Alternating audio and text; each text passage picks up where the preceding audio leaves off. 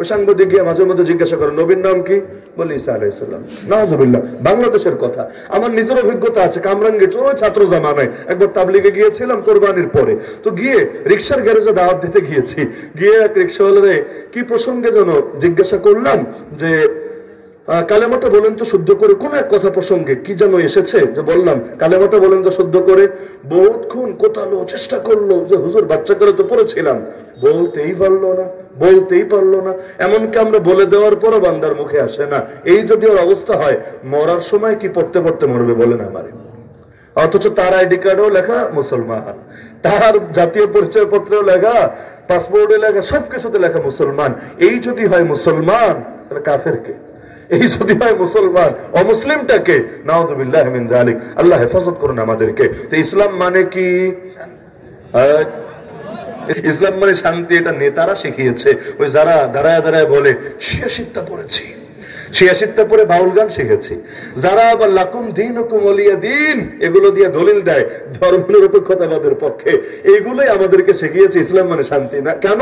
নাহলে মানুষ যদি বোঝে ইসলাম মানে নিজেকে সারেন্ডার করে দেওয়া, আত্মসমর্পণ করা রবের সামনে।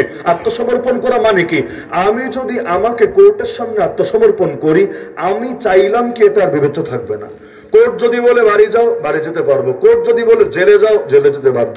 কোর্ট যদি বলে ফাঁসির দড়িতে তোমাকে লটকে দেওয়া হবে, আমি লটকে যেতে বাধ্য।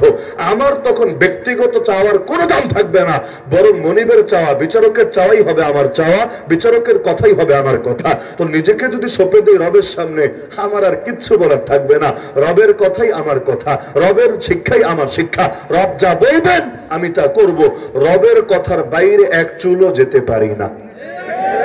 দলের কথার বাইরে গেলে দল রাখে না কিক আউট করে বের করে দেয়। যেমন ধরেন এক মুফাসসির কোরআন ইন্তেকাল করলেন বা তাকে শহীদ করে দেওয়া হলো। ইন্তেকাল করলেন বললে ভুলই হবে, শহীদ করে দেওয়া হলো। ওই সময় বাংলাদেশে বহুত মানুষ সবাই আফসোস করেছে, সবাই করেছে। এর মধ্যে অনেকে দেখা গিয়েছে ফেসবুকে খালি একটা পোস্ট দিয়েছে ইন্না লিল্লাহি ওয়া ইন্না ইলাইহি রাজিউন, আর কিছু না। দল থেকে লাথি মেরে বের করে দিয়েছে যে তুই কেন তার পক্ষে ইন্না লিল্লাহ বলে কেন বললি, বের হ। এখন ইন্নালিল্লাহ পরে যদি দল থেকে বের হওয়া লাগে কি করবে? দেখা গেল সিরাজগঞ্জের এক মসজিদের ইমাম সাহেব ওই দলের একজন যখন মরলো না, তখন আলহামদুলিল্লাহ লিখে একটা কমেন্ট করলো, পোস্ট না। কেন? ইন্নালিল্লাহ বললে তো আবার ঝামেলা, ইন্নালিল্লাহ বললে আবার কি করে না করে। তো ইন্নালিল্লাহর বিপরীত তো আলহামদুলিল্লাহ। দুঃখ পেলে ইন্নালিল্লাহ, সুখ পেলে আলহামদুলিল্লাহ। তো এখন ওই দলের একটা মরলো, এবার লিখলো আলহামদুলিল্লাহ। তারা এসে পুলিশ ধরে জেলে নিয়ে গেল। কেন? এই হুজুরটা মনে হয় তলে তলে ওই আন্ডারগ্রাউন্ডে তারা মনে হয় জঙ্গিবাদে যোগ দিয়েছে, উগ্রবাদে যোগ দিয়েছে। তাহলে আলহামদুলিল্লাহ বললো কেন? মানে যাবেটা কোথায়? ইন্নালিল্লাহ বললো পথ শেষ, আলহামদুলিল্লাহ বললো জেলের ভাত কপালে জুটবে। তার মানে কথা বলার অধিকার পর্যন্ত নষ্ট হয়ে গিয়েছে। তো দলের বাইরে একটু স্বার্থে আঘাত হানলেই দলবাদ। তা আল্লাহর স্বার্থে যদি আঘাত করেন, ইসলামের স্বার্থে যদি আঘাত করেন, আল্লাহর তো স্বার্থ বলতে কিছু নাই, কিন্তু আল্লাহ যে আদেশ করেছেন আপনাকে, এটার যদি বিপরীত অ্যাঙ্গেলে আপনি চলে যান, আল্লাহ বললেন এদিকে, আপনি গেলেন পুরাই ওদিকে, তাহলে আপনারা কি করা দরকার আপনি বলে দেন। ইসলাম মানে যদি আত্মসমর্পণ করা হয়, কই করলেন আত্মসমর্পণ?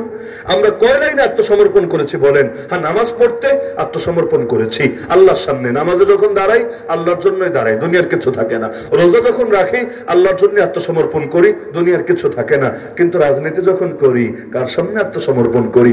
অর্থনীতি যখন পরিচালনা করি কার সামনে আত্মসমর্পণ করি? বিনোদন যখন করি কার সামনে আত্মসমর্পণ করি? চাকরি বাকরি ব্যবসা বাণিজ্য যখন করি কার সামনে আত্মসমর্পণ করি? ব্যাংকে লেনদেন যখন করি কার সামনে আত্মসমর্পণ করি? কোর্ট কাছারিতে যখন দৌড়াদৌড়ি করি কার সামনে আত্মসমর্পণ করি? তো এবার মিলান, ইসলাম মানে নিজেকে সঁপে দেওয়া।